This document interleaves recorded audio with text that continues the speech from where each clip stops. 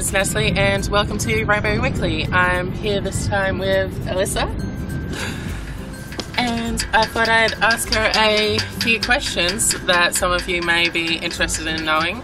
Would you be interested in telling everyone about your transition story? Yeah, so August 2012 is pretty much when I started transitioning, but I've always known since I was, I guess a young kid, knew that I guess I was different and, I didn't really fit into my birth gender, I guess. Thanks to like the internet, thanks to, more publicity about the issue. As I got older, about, 21, 22, I sort of started realising, maybe I do fit into the trans category. I started transitioning in August 2012. It was, a bit complicated back then because you had to, see a psychiatrist, then see an endocrinologist. It's a lot more complicated than it is now. But the good thing is, for those who are yet to come out, the process is getting a lot easier as time goes on. And yeah, it's probably been the best thing I've ever done, realising I'm finding out my true self. Yeah.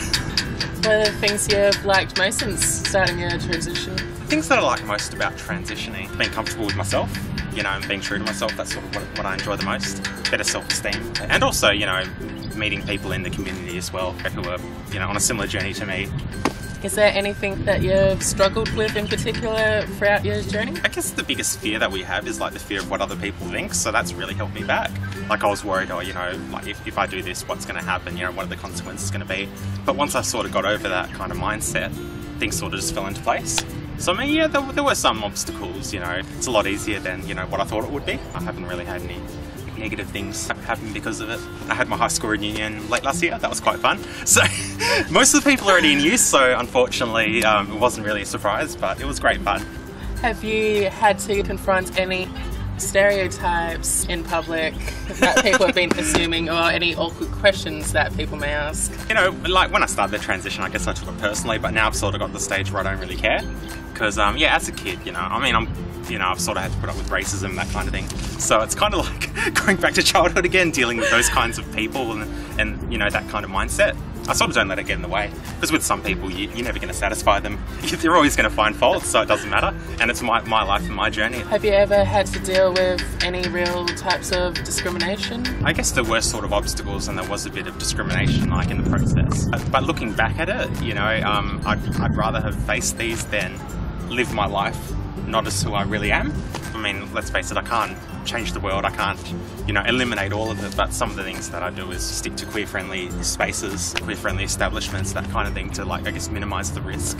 Would you have any advice for people who are thinking about coming out as transgender? You might find out quickly, or you might find out over a long period of time.